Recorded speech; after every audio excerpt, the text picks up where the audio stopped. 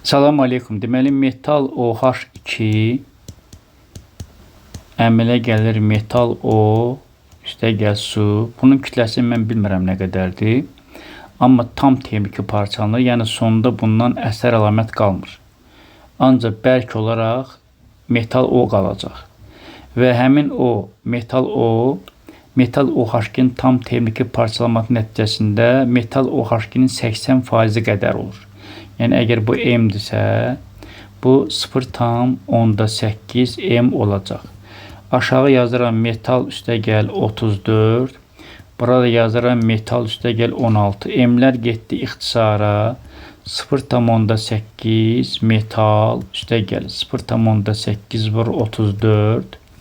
Bərabərdir metal üstəgəlinsin 16. Buradan da deməli, metalın nisbi atom kütləsi 56-ya bərabər olacaq. Doğru cavab A bəndi olacaq.